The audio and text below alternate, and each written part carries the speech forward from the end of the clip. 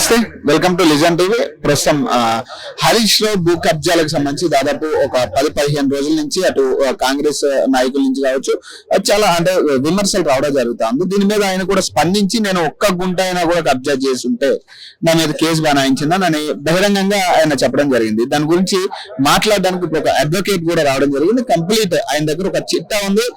హరీష్ రావు భూ కబ్జాలకు సంబంధించి ప్రధానంగా ఆయన మాట్లాడుతా ఉన్నారు. చెప్పండి అన్న, అంటే మీ పేరు? నా పేరు కొంచెం అశోక్ అండి, నేను అడ్వకేట్ ని.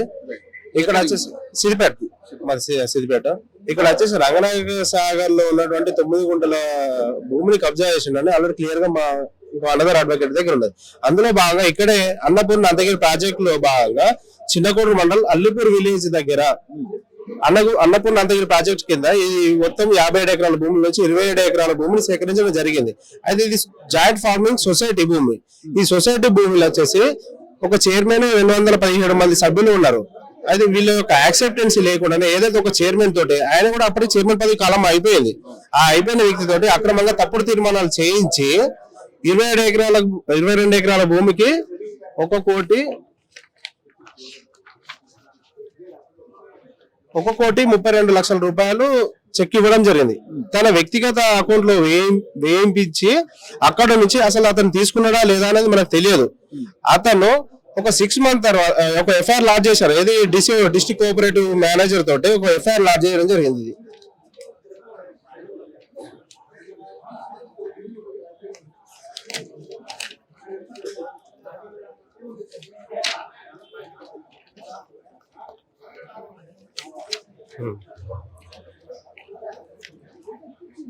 ఇది ఎఫ్ఐఆర్ కాపీ. అప్పుడు ఆ సంవత్సరంలో ఏదైతే ఎందుకు చేశారంటే అతని వ్యక్తిగత అకౌంట్ లకు 1,32,00,000 ట్రాన్స్ఫర్ అయినవి అనే ఉద్దేశం కూడా ఎఫ్ఐఆర్ లాడ్జ్ చేశారు.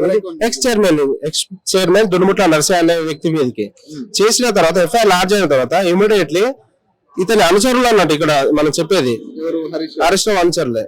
వీళ్ళు ఏం చేశారు, ఇక్కడ ఎఫ్ఐఆర్ లాడ్జ్ అయిన తర్వాత 6 months దాకా ఎలాంటి ఆఫీసర్స్ కానీ ఎవరైనా ఆయన పైన యాక్షన్ తీసుకోలేదు.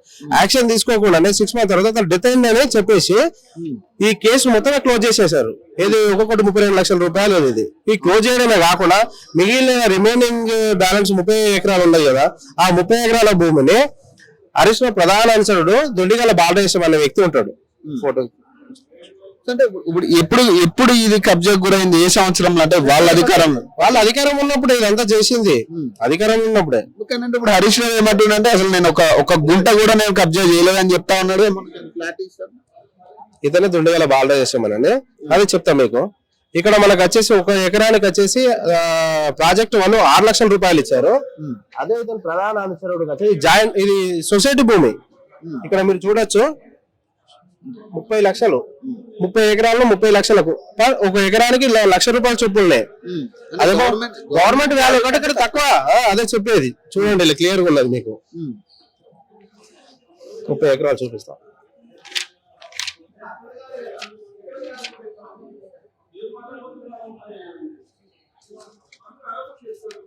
ముప్పై ఎకరాల భూమికి 1,00,000 రూపాయల చొప్పునే 30 ఎకరాల భూమిని కాజేశారు. ఈ సొసైటీ భూమిని మళ్ళీ అదే విధంగా ఈ రోజు ఏదైతే మనకు ఫస్ట్ చెప్పినటువంటి అన్నపూర్ణ అంతగిరి ప్రాజెక్ట్ కింద సేకరించిన భూముల్లో ఇల్లీగల్ ట్రాన్సాక్షన్ జరిగింది. ఆ అమౌంట్ ఇంతవరకు రికవర్ చేయబెట్టకుండా అతను చనిపోయిందని చెప్పేసి ఆ కేసులో క్లోజ్ చేయడం జరిగింది. అదే ఈ రోజు హరీష్ రావు ఏదైతే కబ్జా గురైందని 9 గుంటలు మనం అంటున్నామో, అలా ఏదైతే ఫస్ట్ ట్రాన్సాక్షన్ చేసుకున్న వ్యక్తులకు నోటీసులు ఇమీడియట్లీ నోటీసులు ఇప్పించేసి ఆ అమౌంట్ రికవర్ చేశారు. మరి ఈ అమౌంట్ ఎందుకు రికవర్ చేస్తలేరు వీళ్ళ అనుసరుల నుంచి అనేది మా ఒక క్వశ్చన్. ఇక్కడ మీరు ఇప్పుడు ప్రధానంగా ఏం డిమాండ్ చేస్తా ఉన్నారు? అవును, ఇప్పుడు ఏంది అని అంటే అక్కడ వచ్చేసి జాయింట్ సర్వే చేయాలి. జాయింట్ సర్వే చేస్తే అది ఎంక్రోచ్ అయిందా కాలేదా అనేది తెలుస్తుంది. కాకుండానే నీ యొక్క అవినీతిని కప్పిపుచ్చుకోవడానికి ఇమీడియట్లీ నువ్వు అమౌంట్ ఎవరు ఇక్కడ రైతులను దొంగలు చేస్తుండు ఈయన చేసుకున్న భూమిని. మా డిమాండ్ ఏంది అని అంటే అదే ఇప్పుడు అక్కడ ఉన్నటువంటి రీసర్వే చేయాలి. రీసర్వే చేసిన తర్వాత నువ్వు చేసినవా చేయలేదని తెలుస్తుంది. నేను ఒక్క గుంట కూడా కబ్జా చేయలేదు, కావాలంటే మేము అడుగుతున్నాం. ఇప్పుడు ఈ వేదిక నుంచే ఒక సిబిఐ ఎంక్వైరీ చేయండి, లేదా మీరే చెప్పుకో ఒక సిఐడి ఎంక్వైరీ చేయండి, నేను కబ్జా చేయలేదు ఎక్కడ కూడా అనండి. మీ దగ్గర కంప్లీట్ ఆధారాలు ఉన్నవి మా దగ్గర ఉన్నవి. 9 గుంటలకు సంబంధించిన ఇంకా కాదు 13 ఎకరాలు. యాక్చువల్ గా నేను 13 ఎకరాలు ఇట్లా అలైన్మెంట్ మనకు ఏదైనా ప్రాజెక్ట్ వేసుకుంటే ఫస్ట్ అలైన్మెంట్ డిజైన్ రూపొందిస్తారు. ఆ డిజైన్ చేసిన తర్వాత అక్కడ ఉన్నటువంటి చుట్టుపక్కల రైతులను భయభ్రాంతులకు గురి చేసి అతను 13 ఎకరాలు సేకరించి అక్కడికి వచ్చిన తర్వాత అలైన్మెంట్ మార్చేసిండు. ఫస్ట్ ఉన్న అలైన్మెంట్ వేరు, ఇప్పుడున్న అలైన్మెంట్ వేరు. అంటే దాదాపు 13 ఎకరాలు కబ్జా అయిందంట. అవును 13 ఎకరాలు కంప్లీట్ గా అయింది. అందులో నుంచి ఇరిగేషన్ నుంచి అయితే డైరెక్ట్ గా తీసుకుని 9 గుంటలు. ఆ 9 గుంటలకి ఆల్రెడీ ఈ విషయం మీద హైకోర్టులో కేసు నడుస్తుంది. ఇక్కడ వచ్చేసి 9 గుంటలకు ఆల్రెడీ అమౌంట్ చూడండి, అమౌంట్ కూడా రికవర్ చేశారు. అమౌంట్ రికవర్ చేసినట్టు నువ్వు అడ్మిట్ అయినట్టు ఒప్పుకున్నట్టే కదా, అదే విషయం మేము అడుగుతాం. ఇప్పుడు ఏదైతే చేస్తుండ్రో రికవరీ ఆ మన యొక్క లక్ష్మీ నివాసాపురి సొసైటీ కింద వచ్చేసి 22 ఎకరాలకు సంబంధించింది కూడా రికవర్ చేయాలి. అది కూడా రికవర్ చేయాలనేది మీరు ప్రధాన డిమాండ్. దాంతో పాటు ఇప్పుడు నువ్వు ఏదైతే కబ్జా చేసినావా చేయలేదని నువ్వు ఎట్లా చెప్పగలుగుతావు? అది ఎవరు చెప్పాలి? సర్వే డిపార్ట్మెంట్ చేయాలి అనేది మా డిమాండ్ అన్నట్టు. అధికారులు కలిసిరా మరి పట్టుకుని మీ ఆధార్ మరి వాళ్ళ రెస్పాన్స్ ఏంటి? అదే ఇప్పుడు మేము అధికారులను చేసినాం కాబట్టి ఈ 9 గుంటలకు రికవరీ చేయించామని చూపిస్తుండు. అంతేగాని ఇంకా సర్వే డిపార్ట్మెంట్ నుంచి ఎలాంటి లేదు. ప్రధాన మీ పేరు, ఎందుకు ముఖ్య ఉద్దేశం ఏంటి?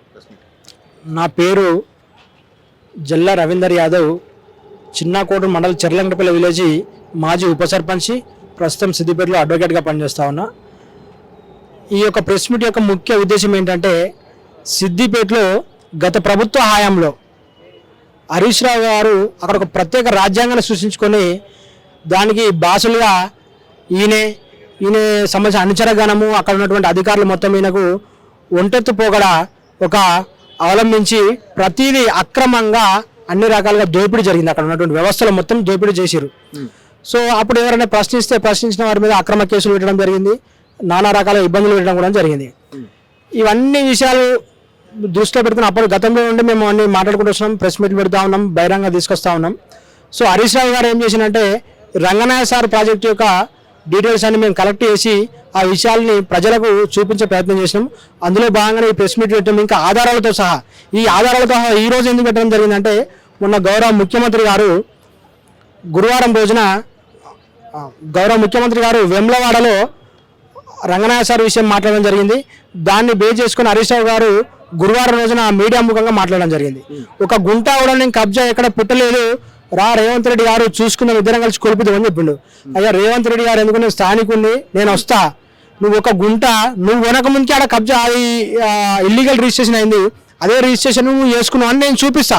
నా దగ్గర లీగల్ డాక్యుమెంట్తో సహా ఉన్నాయి. నువ్వు నిజంగా కొనలే, నువ్వు లీగల్గా ఉంటున్నావు కదా, అన్ని డాక్యుమెంట్లతో చూపి నా దగ్గర ఉన్న ఎవిడెన్స్ నేను చూపిస్తా అని చెప్తాను. ఒక్క ఏరియాలో కబ్జా జరిగిందా, మిగతా ఏరియాలో కూడా జరిగిందని భావిస్తున్నారు? లేకపోతే మిగతా ఏరియాలో కూడా జరిగింది. దీని భాగంలోనే అన్నపూర్ణ ప్రాజెక్ట్, అంతగిరి ప్రాజెక్ట్ ఉంటుంది. దాంట్లో కూడా 57 ఎకరాల 11 గుంటల భూమి అల్లగూడెం అక్రమం జరిగింది. దాని విషయంలో కూడా మేము డీజీపీ గారికి, డిఐజీ గారికి, సిపి గారికి కంప్లైంట్ చేసినాము. అందులో ఒక క్రిమినల్ కేసు కూడా అయితే ఒకే ఒక సాకు ఆ అక్యూజ్డ్ చనిపోయిందని చెప్పేసి ఆ కేసును క్లోజ్ చేసి మొత్తం దాన్ని సెటిల్ చేయడం జరిగింది. దాన్ని మళ్ళీ రీఓపెన్ చేసి రీఎంక్వైరీ చేయాలని చెప్పేసి కూడా మేము గౌరవ డీజీపీ గారికి కంప్లైంట్ అక్కడి నుంచి కొట్లాడుతా ఉన్నారు. మిగతా విషయాలకు సంబంధించి మీ మీద కూడా కొన్ని కేసులు అయినాయని చెప్తా ఉన్నారు కదా. అంటే ఈ ల్యాండ్ ఇష్యూ ఎందుకు ఎత్తుకోవాల్సి వచ్చింది, ఎందుకంటే మీకేమైనా సంబంధం ఉందా ల్యాండ్కి సంబంధించి? హరీష్ రావు అంటే అందరికీ తెలంగాణ రాష్ట్ర వ్యాప్తంగా దేవుడు అంటారు. ఆయన దేవుడు కాదు, ఆయన రాక్షస నరరూప రాక్షసు అని చెప్పేసి మేము ప్రూవ్ చేయడానికి ఇవన్నీ తీసినాము, చెప్తా ఉన్నాం. లీగల్ కూడా మేము నిరూపిస్తామని చెప్తా ఉన్నాం. అంటే మీరు కూడా గతం నుంచి మాట్లాడుతూ ఉన్నారు కదా, ఆయనకి మీకున్న పర్సనల్ అటాచ్మెంట్ ఏమైనా ఉందా? పర్సనల్ మాకు ఏం లేదు. అనే రైతుల భూమి అన్యాక్రాంతంగా ఆక్రమించుకున్నాడు. రైతుల భూమి అన్యాక్రాంతంగా ఆక్రమించుకున్నాడు కాబట్టి మేము ఆ భూముల మీద ఫైట్ చేస్తా ఉన్నా. ఒక స్థానికుడిగా, ఒక పౌరునిగా రైట్ చేసే హక్కు నాకున్నది, నేను ఫైట్ చేస్తా. దాదాపు అంటే ఎన్ని ఎకరాలు కబ్జా అయింది అనుకుంటున్నారు? మీ అక్కడ ఆయనకు ఓవరాల్ గా 13 ఎకరాల చేంజ్ ఉంటది.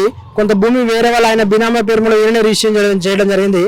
అలాంటి చేసింది కూడా వాటన్నిటి మీద లీగల్ గా ఫస్ట్ 9 గుంటలు చూపిస్తా ఉన్నా. ఆయన 9 గుంటలు ఒక గుంటనైనా చూపిస్తున్నాడు. ఆ 1 గుంట చూపిద్దామని నేను ఈరోజు ప్రెస్ మీట్ పెట్టిన. ఆ 1 గుంట చూపిస్తా లీగల్ గా. మిగిలిన అయితే భూమి రిజిస్ట్రేషన్ చేసుకుంటూ దాంట్లో పహానీ లేదు, 1B లేదు, పాస్బుక్ లేదని కూడా నేను నిరూపిస్తా ఉంటా. దాదాపు ఎలా ట్రాన్స్ఫర్ ఎట్లా అయినా ఈ భూమికి సంబంధించి కానీ లేదా పత్రాల విషయంలో ఉన్నటువంటి అధికారులు కానీ అధికార యంత్రాంగం మొత్తం ఆయన చేతులలో చెప్పు చేతుల్లో ఆయన ఏదంటే అది ఏదో సంతకం పెట్టుకుంటే పెడతారు అక్కడ. ఆ విధంగా జరిగింది. అప్పుడు అడిగేటోళ్ళు లేరు, ప్రశ్నించడం లేరు. ఇలా ఆ అక్రమం ఏదైతే చేసినటువంటి అధికారులు ఏదైతే ఉన్నారో వాళ్ళు ఇలా భయపడుతారు, భయప్రాంతాలకు గురైతా ఉన్నారు ఇలా వాళ్ళు. అంటే సంవత్సరం కావస్తా ఉంది కదా కాంగ్రెస్ గవర్నమెంట్ వచ్చి, ఎందుకు ఇప్పటిదాకా ఎందుకు ఇంత టైం పట్టింది? ప్రభుత్వంలో ఏర్పడగానే చాలా సమస్యలు ఉంటాయి, వాళ్ళు అన్ని రకాలుగా చూసుకుంటూ ఉంటారు. ఒక సిద్దిపేట ఒకటే లేదు, తెలంగాణలో అన్ని సమస్యలు ఉంటాయి కాబట్టి అక్కడ నాయకత్వం అనేది కొంచెం వెనకడుగు ఉండదు. ఎందుకంటే అందరిని అణచివేసిండు ఆయన. అప్పుడు ఉన్నటువంటి కాంగ్రెస్ పార్టీలో ఉన్నటువంటి కానీ ఏ పార్టీలో ఉండదు, ఎవరైనా ఉండదు, అందరిని అణచివేసింది కాబట్టి అక్కడ కొంచెం టైం పడుతుంది. కాబట్టి ఇంకా అక్కడ ఎవరికి కూడా నామినేట్ పోస్టులు ఎవరికి ఇవ్వలేదు. ఆ పోస్టులు ఇచ్చినా కూడా మూమెంట్ అవుతుందని ఏం డిమాండ్ చేస్తా ఉన్నారు, ఏం అడుగుతా ఉన్నారు? ఇప్పుడు నేను హరీష్ రావు గారిని నిజంగా ఒకటే అడుగుతా ఉన్నా, అయ్యా మీరు నిజంగా కబ్జా చేయలేదు, నీతిగా నిజాయితీగా కొనుక్కున్నారు. ఈ 9 గుంటలు అసలు ఎట్లా వచ్చిందో మరి దీని మీద ఎక్స్ప్లెనేషన్ చేయి. ఒకటి, ఈ 9 గుంటలు ఇల్లీగల్ అని నేను చెప్తా ఉన్నా, నువ్వు నిరూపణ చేయి. రెండోది, నీ ఇప్పుడు ఏదైతే నీ భూమికి ఆనుకొని సుడా అర్బన్ డెవలప్మెంట్కి ఏదైతే భూమి ఇచ్చినావో ఆ భూమిని అక్కడ ఉన్నటువంటి రైతులు ఎవరి దగ్గర తీసుకున్నావో సర్వే చేయించి మళ్ళీ అదే రైతులకు ఇప్పి నువ్వు ఏదైతే డబ్బులు వాళ్ళకి ఇచ్చినావో ఆ డబ్బులు నీకు రిటర్న్ కడతారు రైతులన్నీ. నీ సందర్భంగా చెప్తా ఉన్నా. ఇవ్వని పక్షాన నెక్స్ట్ ఏంటి కార్యాచరణ ఎలా ఉండబోతుంది? 100% ప్రభుత్వం దృష్టి తీసుకుపోతాం. ప్రభుత్వం కూడా సహకరించకపోతే న్యాయస్థానాలను ఆశ్రయిస్తాం. గత ప్రభుత్వంలో ఉన్నట్టు ఈ ప్రభుత్వంలో ఉంటానని అనుకుంటలేను. సో వేచి చూస్తాం. హరీష్ రావు టార్గెట్ మీకు లేకపోతే హరీష్ రావు అని కాదు, హరీష్ రావుకు సంబంధించిన వ్యక్తులు ఎవరైనా కానీ అక్కడ ఉన్నట్టు గత ప్రభుత్వంలో పనిచేసిన అధికారులు ఎవరైనా కానీ తప్పు చేసిన వాళ్ళని ఎవరిని వదిలే ప్రసక్తి లేదని చెప్తా ఉన్నా. Thank you. హరీష్ రావు గారు భూ కబ్జాలకు సంబంధించి మీరు మాట్లాడుతూ ఉన్నారు, అంటే మీకు ఆధారాలు ఉన్నాయి, కంప్లీట్ ఆధారాలు ఉన్నాయి దానికి సంబంధించి? ఎందుకంటే ఆయన ఒక్క గుంట కూడా నేను కబ్జా చేయలేదని మన ప్రెస్ స్టేట్మెంట్ ఇవ్వడం జరిగింది. మరి ఏం చెప్తారు? సో ఆ ఒక్క గుంటనే ప్రూవ్ చేయడానికి మేము తయారు ఉన్నాం. ఒక్క గుంట అయినా సరే కదా, ఆయనకు సరే ఆయన కావాల్సింది ఒక్క గుంట కూడా వేయలే అంటారు కదా, నీకు ఒక్క గుంటనే ప్రూవ్ చేస్తాం. ఈ 9 గుంటలు 13 గుంటల పంచాయతీ వద్దిగా ఒక్క గుంటనే ప్రూవ్ చేస్తాం. హరీష్ రావు లాంటి 9 గుంటలు చేసిండా, ఆయన గదేం అవసరం, అంత సినిమా లేదు, వీళ్ళు కావాలని పొలిటికల్ గా ఏదో గెయిన్ చేయడం కోసం చేస్తారు అని చాలా రకాలుగా క్వశ్చన్స్ వినిపించినాయి. ఇప్పుడు కూడా చాలా మంది కూడా అదే అనుమానంతో ఉంటారు, 9 గుంటలు లేదండి. 9 గుంటలు కాదు, ఒక్క గుంట చేసినా కూడా నేరమే. సో ఖచ్చితంగా కబ్జా చేసిండు. మరి ఆయన కూడా అనుకుని ఉంటాడు ఇంత దూరం వస్తుంది, ఇట్లా ఎవడో బయటకు తీస్తాడు, ఇంత రాద్దంత జరుగుతుందని ఆయన కూడా ఎక్స్పెక్ట్ చేసి ఉన్నాడు ఆయన చేసేటప్పుడు. సో మొత్తానికి చేసిండు అనేది నిజం, మా దగ్గర ఆధారాలు అనేది నిజం, దానికి సంబంధించి ఆయన ఎట్లాంటి రియాక్షన్ ఇవ్వలేదు అనేది నిజం. చాలా రోజుల నుంచి కొట్లాడుతాం కాబట్టి ఇప్పుడు రేవంత్ రెడ్డి అన్నాడు కాబట్టి ముఖ్యమంత్రి స్థాయి వ్యక్తి అన్నాక మళ్ళీ రియాక్ట్ కాకపోతే పరువు పోతుంది అని ఒక డైలాగ్ వేసిండు అంతే. కావాలంటే రా కొలుద్దామని అంతే, సింపుల్ వేయండి. కానీ మరి ఏ ఎంక్వైరీ కమిషన్ కానీ నేను దానికి సిద్ధం అని ఒక్కసారి ఒక కాన్ఫిడెంట్ ఎందుకు చెప్పలేకపోతాడు ఇప్పుడు చెప్పమని అంటున్నా హరీష్ రావుని. నేను ఏ ఎంక్వైరీకైనా సిద్ధం, రాష్ట్ర దర్యాప్తు సంస్థలతోడో కేంద్ర దర్యాప్తు సంస్థలతోడో దర్యాప్తు చేయడానికి సిద్ధంగా ఉన్నా. నేను మీకు నమ్మకం లేకపోతే లోకల్ అథారిటీస్ మీద, లోకల్ ఎంఆర్ఓ మీదనో వీళ్ళ మీదనో నమ్మకం లేకపోతే వాళ్ళతో చేయించుకోండి అని కాన్ఫిడెంట్ గా చెప్పాను. అంటే ఎందుకు రైతులు ఇప్పటిదాకా కేసులు పెట్టలేదా, లేకపోతే ఏంటంటే ఎందుకు ఇప్పటిదాకా వెలుగులోకి రాలేదు? కేసులు పెట్టలేదే కాదు, కేసులు మా భూమి మాకే కావాలని కేసులు వేసారు. కేసులు పెట్టమంటే వ్యక్తిగతంగా హరీష్ రావు మీద కేసులు వేయలేవాలి. కానీ ఎందుకంటే హరీష్ రావు అనగానే భయపడతారు. 20-30 ఏళ్ల నుంచి సిద్దిపేటను వెళ్తున్న వ్యక్తి, సో గత 10 ఏళ్ళు అధికారంలో ఉండే వ్యక్తి, మళ్ళీ రేపు సచ్చినా సైడ్న సిద్దిపేటలో ఉంటాడు కావచ్చు, ఎందుకు మనకి బాధ అని చెప్పేసి రైతులు భయపడుతున్నారు. కానీ ఆయన మీద రంగనాయక సాగర్ లో ఉన్న భూమి మాది పోయింది, మళ్ళీ మిగిలిన భూమి ఉంది, దాన్ని ఇతర అవసరాలకు వాడుతారు, ఆ మా భూమి మాకు అప్పయ్యపూరి సరైన కంపెన్సేషన్ రాలేదని ఇట్లా రకరకాల కారణాలతోటి హైకోర్టులో కేసులు నడుస్తా ఉన్నాయి సిద్దిపేట రైతులకు సంబంధించి. అసలు సిద్దిపేట వార్తలు బయటకు ఎక్స్పోజ్ అయితే కదా, సిద్దిపేట వార్తలు బయటకు రాణిస్తాయి కదా. సో కోర్టులో కేసు నడుతున్నాయి, ఆ కేసును కూడా లిస్టింగ్ అవుతుంది కానీ బెంచ్ మీదకి రానియాడు. ప్రభుత్వం మారే కూడా ఇదే సిచ్యువేషన్. ప్రభుత్వం మారలేదు. దయచేసి తెలంగాణ రాష్ట్ర ప్రజలందరికీ ఒకటి చెప్తున్నా, సిద్దిపేటలో ప్రభుత్వం మారలేదు. సిద్దిపేట ఒక ప్రత్యేక రాష్ట్రం. అది మేము ఇప్పుడు వేరే రాష్ట్రానికి వెళ్ళి వేరే రాష్ట్రానికి వచ్చినట్టు ఫీల్ అవుతున్నాం. మేము అక్కడ ప్రత్యేక రాష్ట్రం, ప్రత్యేక రాజ్యాంగం, ప్రత్యేక వ్యవస్థ నడుస్తుంది, ప్రత్యేక పరిపాలన ఉంటుంది అక్కడ. సో అక్కడ ఎలాంటి చేంజెస్ కాలేదు, ఎవ్వరు బతుకులు మారలేదు. ఏమున్నా మీకు ఆ కోమటి చేరువనో రోడ్లను రంగులు రింగు రోడ్లు ఇట్లాంటి మీకు ఎలివేషన్ కనిపిస్తుంది తప్పితే దాని వెనకాల ఉన్న కథ వేరే ఉంటది. డార్క్ యాంగిల్ చాలా ఘోరంగా ఉంటది. సిద్దిపేట డెవలప్ అవ్వలేదా అంటే బీఆర్ఎస్ టైంలో అంటే వాళ్ళు చెప్పేది అదే కదా. సో నేను డెవలప్మెంట్ అంటే వాళ్ళ దృష్టిలో డెవలప్మెంట్ ఏంటంటే ఆడుకోవడానికి వినోదానికి కోమటి చెరువు ఉంది, సినిమా థియేటర్లు ఉన్నాయి, మంచి రోడ్లు ఉన్నాయి, ఇరువైపులా చెట్లు ఉన్నాయి, అద్భుతమైన స్ట్రీట్ లైన్ ఉన్నాయి, అండర్ గ్రౌండ్ డ్రైనేజ్ ఉంది, ఇవన్నీ కనిపిస్తాయి. సిద్దిపేటలో ఒకటే లైన్లో చెప్తా, మోర్ కాంక్రీట్ మోర్ కమిషన్. అంటే ఎక్కువ కాంక్రీట్ తోటి ఏవైతే ఎక్కువ పనులు జరుగుతూ ఉంటాయో దాని వెనకాల ఎక్కువ కమిషన్ ఉంటుంది. ఎక్కువ పనులు చేస్తే ఎక్కువ డబ్బులు వస్తాయి అని ఎక్కువ పనులు చేస్తూ ఉంటాడు హరీష్ రావు. నువ్వు సిద్దిపేట ఏ మూలకన్నావో రోజుకి ఏదో ఒక మూల కిటికలతో కడతా ఉంటుంది, ఏదో ఒకటి ఏదో డెవలప్మెంట్ అవుతా ఉంటుంది. దాన్నే డెవలప్మెంట్ అంటే మరి ఇట్లా రైతులు ఎంత ఇబ్బంది చెప్తే ఇంకా సిద్దిపేటలో ప్రతిరోజు కరెంట్ పోతుంది. ఎందుకో తెలుసా? కాంగ్రెస్ వచ్చిందని ఓడు కాదు, ఏదో ఒక మూలకు చెట్లు కట్ చేస్తామని చెట్లకు కరెంట్ వైర్ల కింద చెట్లు పెడతారు, అవి పెద్దగా పెరుగుతాయి, అవి కట్ చేస్తాడు. ఒక మూల కాకపోతే ఒక మూలకు నిత్యం సిద్దిపేటలో కరెంట్ కట్ అవుతూ ఉంటుంది. ఎందుకంటే ఎక్కువ ఎత్తులో పెరిగే చెట్లు పెడతాడు కరెంట్ వైర్ల కింద. గాయంత జ్ఞానం లేదు, ఎక్కువ ఎత్తు పెరిగే చెట్లు కాకుండా చిన్న తక్కువ ఎత్తులో పెరిగే చెట్లు పెట్టచ్చు కరెంట్ వైర్ల కింద. ప్రతిసారి మెయింటెనెన్స్ పేరుతో కట్ చేయడం, ఇట్లా గదే డెవలప్మెంట్ అంటే. మరి రైతులు స్వేచ్ఛగా బతికి రైతులు వాళ్ళ భూములు వాళ్ళు ఉండి అక్రమ కేసులు కాన్నాడు, పోలీస్ స్టేషన్కి పోతే ఒక సామాన్యుడు కూడా న్యాయం జరిగినాడు, మాలాంటి జర్నలిస్టులకు స్వేచ్ఛ ఉన్నాడు, ఇట్లాంటి అడ్వకేట్లు ఏది న్యాయపరంగా న్యాయం పక్కన నిలబడితే గెలిచినాడు, ప్రజలు డెవలప్మెంట్ అయినట్టు లెక్క. సిద్దిపేట డెవలప్మెంట్ అంటే రోడ్లు భవనాలు అయితే డెవలప్మెంట్ అంటే ఎట్లా? సో ఆ అమృత్ స్కీమ్ కింద వచ్చిన పైసలు ఏమైనా తెలియదు. అక్కడ అండర్ గ్రౌండ్ డ్రైనేజ్కి సంబంధించి స్ట్రీట్ లైట్లు ఒకటి పెట్టిరు, మన దీని ఏమంటే ఫుట్పాత్ల పక్కకు 50,000 60,000 ఒక్కొక్కటి తెచ్చి అదో లైట్లు పెట్టారు. డబల్ హంగులు మస్తుకునే, ఆర్భాటాలు మస్తుకున్నాయి, దాని వెనకాల చీకట్టుకునే ఎవరు చూస్తలేరు. దాని బిల్లులు ఏమైనాయి, దాని పైసలు ఏమవుతున్నాయి, అసలు ఎంత ఖర్చు పెట్టొచ్చు, ఎంత ఖర్చు పెడతారు. అంటే దీనికి సంబంధించి హరీష్ రావు తరపు నుంచి ఏమన్నా రెస్పాన్స్ వచ్చిందా? అంటే కనీసం అంటే బెదిరింపు కాల్స్ రకరకాల. హరీష్ రావు గురించి మీకు తెలంగాణ రాష్ట్రం ఒక సీక్రెట్ చెప్తా. హరీష్ రావు సక్సెస్ సీక్రెట్ ఏంటంటే శత్రువుల గురించి ఎక్కువ మాట్లాడాడు, ఎవరి పేరు తీయడు. ఆయన దగ్గర ఒక గొప్ప గుణం ఉంది, రాజకీయ నాయకులు బహుశా నాకు తెలిసి అందరూ నేర్చుకోవాలి. ఆయన దగ్గర నేర్చుకోవాల్సిన అంశం ఏముందంటే, నువ్వు ఎంత విమర్శిస్తావు, ఎంత ఎగురుతావు, ఆయన గురించి ఎంత ఇది చేస్తావో నీ గురించి ఒక్క మాట మాట్లాడు. ఎందుకంటే తెలంగాణ సమాజానికి మొత్తం సిద్దిపేటలో అన్న, నీకు సిద్దిపేటలో నాయకుల గురించి పేర్లు చెప్పమంటే ఎంతమంది పేర్లు చెప్తాను? జనరల్గా హరీష్ రావు స్ట్రైక్ అవుతాడు. వేరే వాళ్ళు ఎందుకు స్ట్రైక్ అవుతారు తెలుసా? హరీష్ రావు ఏదైనా ఒక వేదిక మీద ఆపోనెంట్ పేరు తీస్తే కదా, వాడు ఎంత ఆరోపణలు లేని వాడి పేరు తీయడు. మనం వేరే వేరే నియోజకవర్గాల పోతే అక్కడ 2-3 నాయకుల పేర్లు చెప్పగలుగుతాం మనం. ఎందుకంటే వాడిని వీడి తిడతాడు, వీడిని వాడు తిడతాడు, ఆ రకంగా వార్తల్లో ఉంటారు ఇద్దరు పేరు ఉండదు. హరీష్ రావు ఏం చేస్తాడంటే, వాడు ఏమైనా మొత్తుకున్నోని పట్టించుకోడు, వాడిని ఎందుకు ఎలివేట్ చేయాలని. ఇక ఆపోజిషన్ వాళ్ళు అన్ని పార్టీలలో ఆయన మనుషులే ఉంటారు. ఈ రకంగా బాగా మేనేజ్ చేయడంలో బాగా దిట్ట. రాజకీయాలు నేర్చుకోవాలంటే మాత్రం హరీష్ రావు దగ్గర నేర్చుకోవాలి. అక్కడ ప్రశ్నించే పరిస్థితి ఉండదు. సో అందరిని మేనేజ్ చేస్తాడు కాబట్టి బయటకు రావు. ప్రధానంగా అంటే మీరు ఇప్పుడు ఇవన్నీ చూపిస్తా ఉన్నారు అంటే మీకు దానికి ఎటువంటి సంబంధం లేదు, కానీ కాకపోతే ఆధారాలు బయట పెడుతున్నాం అంటున్నారు కదా. ఈ పాయింట్ మీద కూడా చాలా మంది మాట్లాడుతా ఉన్నారు. అంటే వీళ్ళు ఎందుకు దీంట్లో ఇన్వాల్వ్ అవుతా ఉన్నారు? రైతులకి సంబంధం కదా ఇదంతా కూడా, వీళ్ళకి సంబంధం లేని అంశాన్ని ఎందుకు బయటకు తీస్తున్నారు అనేది ప్రధానం. సో ఇక్కడ నేనేమంటున్నా అంటే, మన ఇందాక జర్నలిస్ట్ మిత్రులు అంటారు 9 గుంటలు అంటే మేము రాకనే పోదు అని. అంటే నాకు ఒక బాధ అనిపించింది. 1 గుంట చేసినా అవినీతి, 9 గుంటలు చేసినా అవినీతి, 100 కోట్లు చేసిన అవినీతి. సో నాకెందుకులే అని వదిలేసుకుంటా పోతే ఈ సమాజం ఎక్కడ పోతుంది? అసలు ఈ ప్రశ్నించడం మాకెందుకులే అని మీరు అనుకుంటే మా సమస్యలు కూడా ఇన్ని పెట్టాలి.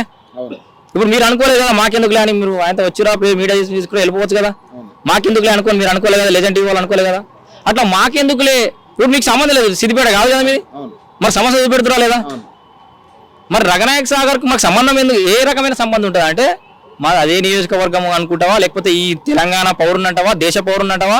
ఒక దేశ పౌరునిగా అక్కడ మగ్గిపోతుర్రు పేదలు, రైతులు, అమాయకులు ఇబ్బందులు గురవుతురు అని అన్నప్పుడు మనం ప్రశ్నించే అవకాశం లేదా? సంబంధాలు ఖచ్చితంగా నిజంగా డైరెక్ట్ గా కోల్పోతున్న సంబంధాలు ఉంటాయా? ఇట్లా అని కూడా పోతే హరీష్ రావుకు సిద్దిపేటకి ఏం సంబంధం? నేను క్లియర్గా అడుగుతున్నా. మేము సిద్దిపేట ప్రజలకే నా జీవితం మొత్తం అంకితం అంటాడు కదా, సిద్దిపేటకు హరీష్ రావుకి ఏమో సంబంధం? మరి సిద్దిపేట అయితే హరీష్ రావు కాదు కదా. మరి ఆయన వచ్చి అక్కడ పరిపాలన, సుభిక్ష పరిపాలన, రైతుల కోసము అక్కడ ఉన్న ప్రజల కోసము సుభిక్ష పరిపాలన అందిస్తా అని చెప్తుండే కదా.